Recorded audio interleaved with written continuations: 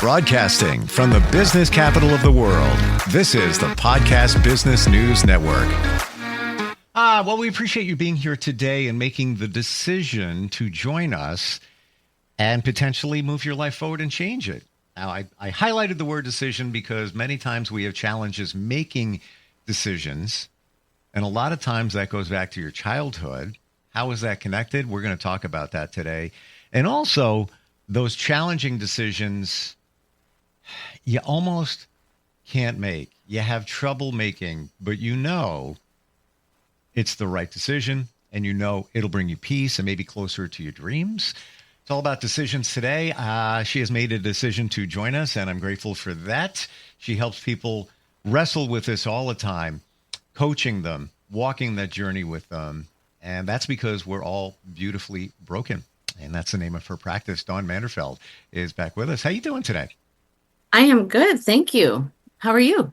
I'm very well, very well. Very excited to talk about this. And I really mean that because most people don't realize it, but this is major in terms of decisions. We always have to make decisions, whether it's pizza or Chinese for dinner, or a life-changing decision with a job or a relationship. And we're challenged by that. But in making those decisions, it really, most of them, it really does go back to our childhood, those challenges, right? It does. I know that I always told my kids, if you didn't like something I did when you're 18 and you are on your own, you can change it.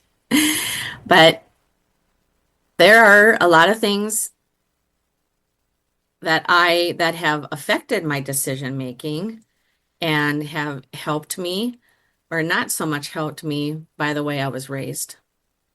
And I think sometimes it has where you are in the chronological order too. Explain that, because I subscribe to all of this, but that one, I'm not really sure what that is.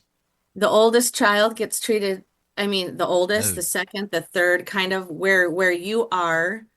Are you the only child? Are you the second out of many? Are there three of you and you're in the middle? Are you the youngest? All right, I got one for you. Okay, go for it. I'm a twin. Okay. But technically I'm the oldest because I'm by 15 minutes. So I don't know how that, I have twins too. You have twins? I have twins. I have a boy and a girl that are twins, and they're an hour and 10 minutes apart. Oh my gosh, I'm a fraternal as well. Yeah. Wow. Yep. Well, let's be honest. Parents do treat their kids differently.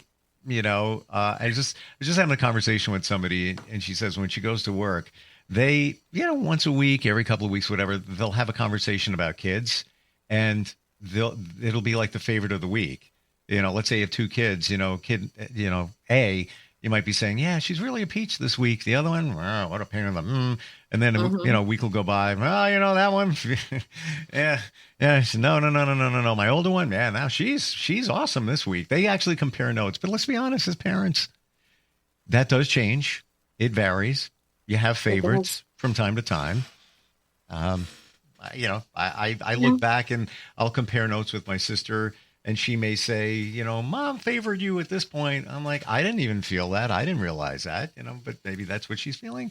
How does that chronologically, that order, affect your decision making? I think when you're the oldest, you're the practice child. And so when parents have their first child and they're kind of learning what it's like to be a parent and trying to set forth rules and, how they want to discipline, what they want to teach their child, which direction they want their child to go, I think that is very different for the first child. And I think things change when the second comes along. And then when the third and the fourth come along, I've seen this in so many families where they can be pretty solid in what their rules and everything are.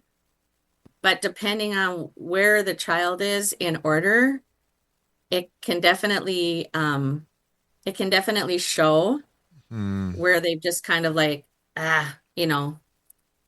but if you were in a happy home, that can be huge as you're going through school and growing up and, graduating, making adult decisions. If you were in a home where there's lots of fighting, then a lot of times you put up a barrier or some type of mechanism to try to cope with that. So then when you find your friend group that you trust, a lot of times they're totally different than that. Like they can bring you peace and you learn a different sense of peace um, once you're an adult and you can change some, of the way things happened. Now Mm. you can make your decisions and you can change it. Are you going to live the same way that you were raised? Are you going to change some things you didn't like or you didn't think were probably the best way to do things? Are you going to try to change that? Mm. I mean, it can affect our decision making for where we want to work, who we're going to marry, if we're ever going to get married. Do we want children? Do we not want children? How we were raised really does affect a lot of our decision making. Whether you were in a happy home, not a happy home, maybe you were in foster care, maybe, you lived with other family members. I mean, this is something that we could go in so many different ways in, but no matter how we try to not make our childhood decipher some of the directions we go in, they are going to affect us. Well, before anything happens or changes, doesn't it start with awareness, Yeah. realizing your childhood? Because I could talk to somebody and they could say, "Oh, our childhood was great." But I'll bet you if you, and I'm not being negative here, just reality. If you thought deep about it, you might identify a few little things there, and they could be major, they could be medium, they could be large. But it is affecting you and your decision making process. Yes. Hmm. Yep, it is. And for some people, it's easy when they turn 18. Like I told my kids, if there's something you didn't like, now you have a chance to change it. But just remember where all of the solid raising came from, Hmm. and believe me, some really did change how they decide to do their adulthood. But I'm seeing in some of my children, now that they're married and they're going on to the next level of their life, Hmm. they're really kind of raising children the same way they were raised, using the same rules, expecting them to follow the rules, Mm-hmm. having certain, disciplines. And it's been making me giggle kind of a lot lately. I mean, my one son who's a twin is now guardians of two young girls. So not only did he just get married last year, but as soon as they got married, they took in a 12 and a 14-year-old. Wow. I get a lot of phone calls and I get a lot of, Mom, how did you do this? Mm. But for me, my kids lived with me my whole life. When you're doing something like that, you're taking on another whole new mess, really, of what those girls went through. Oof. Yeah. So Wow. yeah, it makes me giggle when I get certain phone calls and I'm like, well, son, do you remember when you were this age and this is what you did and this is what I took away from you? And he goes, yeah, yeah, I remember it. I didn't like it. And I said, yep, so don't expect them to like it. Mm. Wow. Yeah. Great point you bring up because now he's got his childhood and looking at it through that lens, and then now he's got the two girls that he and his wife are caring for, and they've already been at that age uh, con- Seen and been through way more than they should have. conditioned, Yep. in a certain way. So now you got to take the blend between his childhood and their childhood and kind of make it all work, as best you can. There's a lot going on there. Um, Yeah, he's like, now I understand, Mom. Now I understand. And I'm like, yeah, well, all mm, you can do is the best you can do.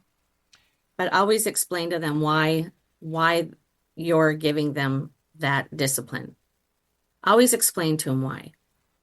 And then when you get done, always let them know that you still love them and that's the reason why you want them to understand what boundaries are, understand what the rules are, because you will have to follow them your whole life, you know? Yeah. And we're not throwing any parents under the bus. Every No, parent does the best they can with what they have. And what do they exactly. have? It's what was instilled by their parents. Yeah, Unless, I was just gonna say it's a cycle. yeah. In certain things you can break and change, but certain things are always going to follow through. They just are. Or you make adjustments in the way you operate based on whether you align with your parents and the way they raised you. And I look, just like your son said to you, I look at my mom, single mom from when I was an infant, and I look like, how the heck did she do that? How did she never remarried, two kids, same age, got a house, like worked her butt off. I don't know how she did that. And then when went 17, she would leave work, drive me to my first radio job, drop me off. I would work there in the afternoon till sunset because we went off the air. It was an AM station, my first one. So that time varied. So now anywhere from I don't know 7 until 9 o'clock, she'd get back in the car, and it was about a 15-minute drive. Pick me up, go home. I go to school. She goes to work. I'm like, how'd you do that? Like all of that. But I know one thing: I'm there for my kids. Like when I don't want to say I jump, but it's like, I got you. I'm there, if it makes sense, of course. And then I'm going to be honest, on the flip side, my dad didn't really know him that well. I made a decision when I was 18. I'm like, yeah, we'll hang every once in a while, but I got a job. I got a girlfriend. I'm doing my thing. Don't really need you. We see him every once in a while. And then he passed when I was 21 suddenly. And kind of a regret for me, as I look Yeah. back. Should have spent that time. But I take away the things that he instilled in me. And now, at this point in my life, I realize I'm him in a lot of regards. Not maybe the parenting thing, but, I don't even know the full story. That's the other part of it. But when you take that time, it's an eye opener when you look So at your childhood. did that affect the decision that you made as an adult of what direction you want to go in? Um, Yes, in terms of my kids, and I wanted to do it. I wanted to do it how I felt it was right, and my parents couldn't because of their dynamics. Is what it Yep. is, and that's I I understand it. I respect what went down there, but I always said I want to try and do it better. Been divorced myself, I I still try to make do the best thing by my kids. Yeah, as you do too, and teach Oh those yeah. lessons. Yeah, I did that too. I was a single mom. Mm-hmm. Yeah. So yeah. And then yeah, that's another whole thing. But yeah, you really you do the best you can. And it made my heart happy for him to say, now I know, Mom, what you sacrificed for us and why you had to work so many jobs. Yeah. I get it now. But, thank you for the time you did spend with us, because I did try to have quality time with them. And so, yeah, how your childhood does affect how you do things. But my adult life is totally different than my siblings, Same. like totally different. And I didn't choose the path. It's just the way it happened. But I could only make a choice on how I handled it. And that's we talked about that before. We all have a Yeah. choice. You do have a choice. Yeah. And Life I may have regrets, but I can't go back and change them. right, right. All I can do now is just say I'm sorry and I tried and hope that they don't go through the same stuff. Now everything we're talking about here that goes back to your childhood, is it really your subconscious? Is everything, that we're most of what we're referring to, it's already been programmed in us and we pilot on that. Um,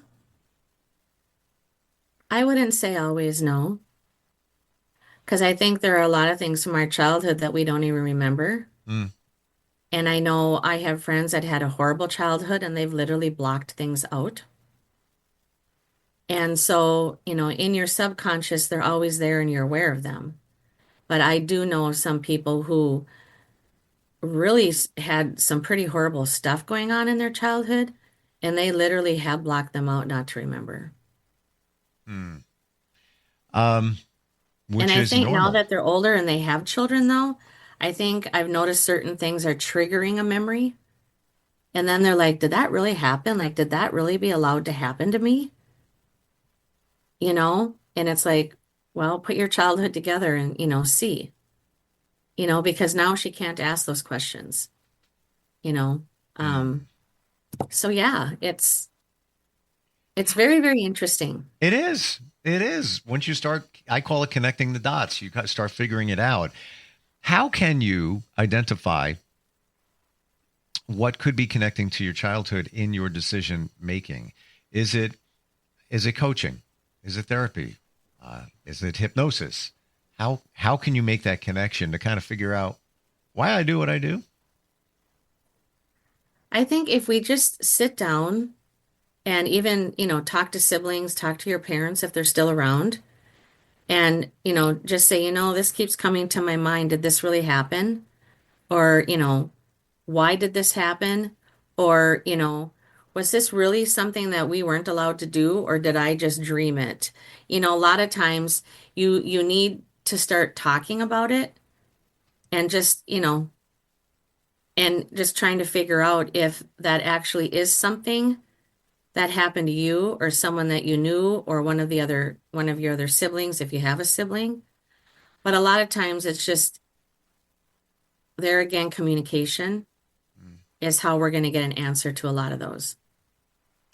Now, Because let's you can't just assume. there's probably more going on. You could say, well, my mom was overprotective, and that's why I didn't have a chance to do this and do that and blah blah blah. Blah. And maybe you are as a parent, but it's not. There's a lot. I feel there's a lot more going on. I totally agree with you. There's things that we block out, and I'm not saying traumatic, like oh my Yep. gosh, kind of Oh things. yeah, yep. It could be the littlest thing. You could have gotten, I don't know, hypothetical. You got a bad sunburn when you're 4 years old, and now you have an aversion to going. I don't like the beach. I don't go to the beach. I don't do that. Maybe the pool. Yep. There's some people that say, I'm where I live. I'm surrounded by water. So on Long Island, and I have friends that say, I don't do the beach. I'm like, how do you not do the beach? It's beautiful. What? Yeah. But there may be a reason for that. So let's go over to we're talking about decision making today. Making decisions that you are difficult, that will bring you peace. You know it's the right answer. And we've kind of talked about intuition before. And then you still can't do it. You're afraid to, jump off and make that decision or go in that direction. Why is that happening? And how can you change that? Um, Making a difficult decision that you know will break your heart and bring you peace is a whole new level of understanding yourself.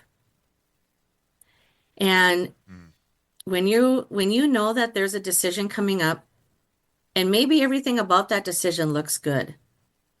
Maybe, that friendship looks good and it's fulfilling something for you at the time.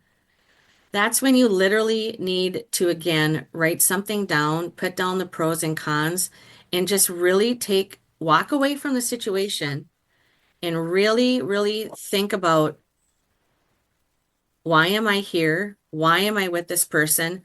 Why do I hang out with these people? How do I feel afterwards? mm, How do I feel while I'm with them? How do I feel um, at this job? And will this new job that was given to me as an opportunity, what void is that going to fill? And do I have a peace? Like when let's just say it is a job and you're walking through a place. Do you feel peace while you're there? mm, When you look at the other people, do they look like they're enjoying their job?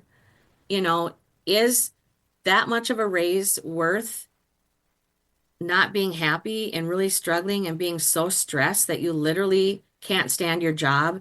Is the money really worth that? How is it going to affect your personal life? How is it going to affect your family? That's one way. to really make a decision that's like, wow, this is my dream job. But when you walk in there, you can feel the tension in that place.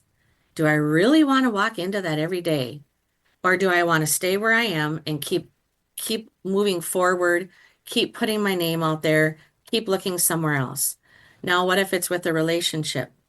Let's say um, your relationship is acts of service. So let's say this person does everything right with acts of service, but then he belittles you when you're around friends, or he doesn't want to introduce you to family, or it's always his decision where you're going to go out to eat, what you're going to do for a fun day. Okay, what outweighs what? Like, did you just come from that and that's what you're used to? Or are you willing to break that cycle and keep putting yourself out there until someone fills more than just one of those areas? Do you understand where I'm going with this? Mm-hmm. It's like, then don't stay with that person just because he does acts of kindness, because there's a whole lot more to a relationship than someone who's good at acts of kindness. And do you want acts of kindness? Yeah, yep, and so it I believe almost every week, if not more, people are consciously and subconsciously making decisions that literally make them sad, Mm. but they know in the long run, okay, I've learned if I do this, I'm going to have peace with this. And right now, peace is what I need. I need to have peace in my life. I need to have peace in my mind. I need peace for my body. And I think sometimes decisions become easier for us. But when we are really in a major change in life, or we are really unsatisfied where we are, that's when making a decision that breaks our heart and brings us peace is the most difficult to do. But it could be the most important decision that you make. That's why you need to back off and you literally need to think about it and start writing things down. What do you love about this? What don't you love? I mean, that can make a very huge difference. There again, you're visually seeing it. Or talk to yourself.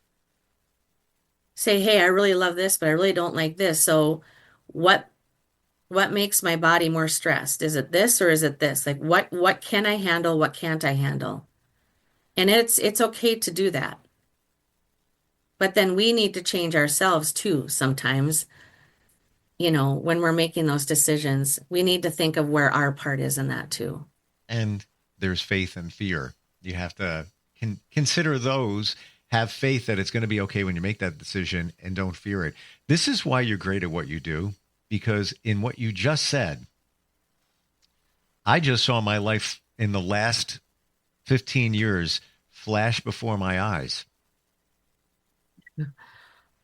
and identify certain things. 14 years ago, took a promotion, and I'm thinking right now, dude, you knew it wasn't for enough money. Why'd you do that? It brought me stress, an ulcer, probably took years off my life. Sounded like a pretty good career move, really wasn't. It wasn't worth the pay.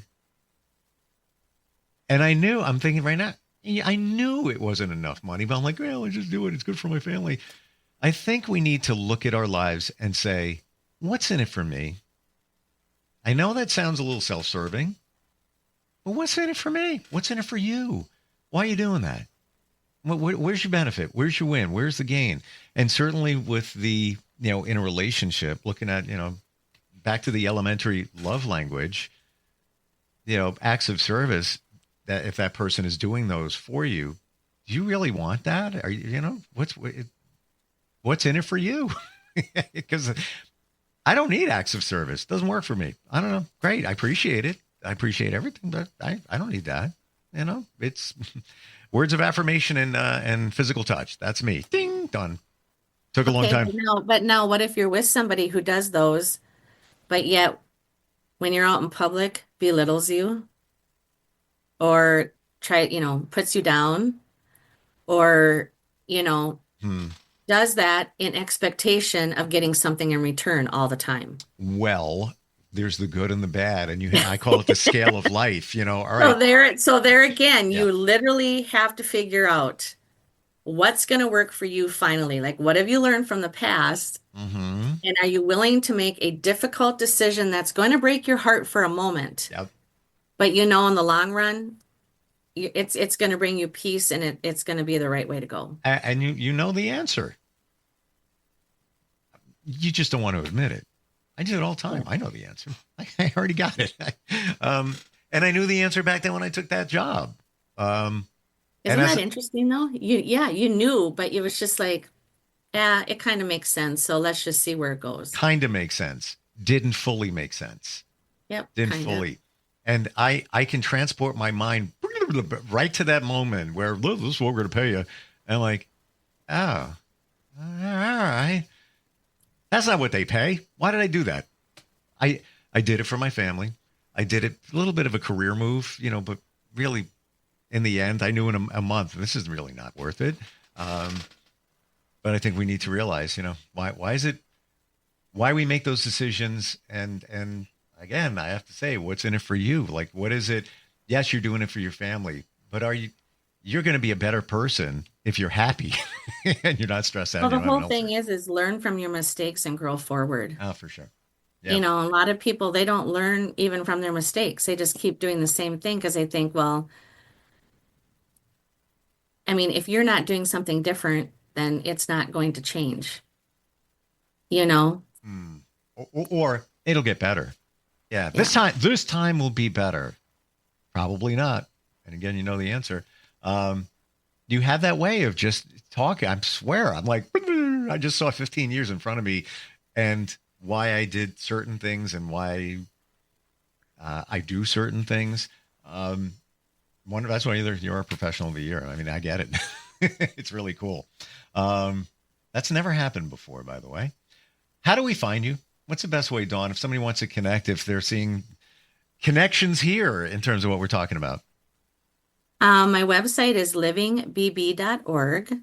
My email is donrenee@livingbb.org, and my phone number is 952-200-1103.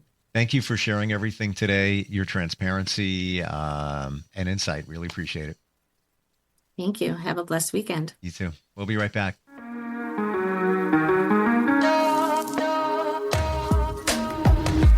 Broadcasting from the business capital of the world, this is the Podcast Business News Network. Adopt US Kids presents Multiple Choice Parenting. Your daughter just had her first breakup. Do you A, put yourself in her shoes? How could he do this to you? And for Sheila, she has split ends. B, console her? Oh, sweetie, this is going to happen a lot. 4, maybe 5 more times before you get married. C, take charge? Got to get this all straightened out. Give a little talking to, man to man, mano a mano. Hey, Steve! Is now a good time? No? Okay, no problem. Bye. Or D, help her find a new boyfriend? I know a great place to meet boys. The internet. Nice, single boys. Never mind. How about some ice cream? As a parent, there are no perfect answers. But you don't have to be perfect to be a perfect parent. Thousands of teens in foster care will love you just the same. For more information on how you can adopt, visit adoptuskids.org. A public service announcement from the U.S. Department of Health and Human Services, Adopt U.S. Kids, and the Ad Council.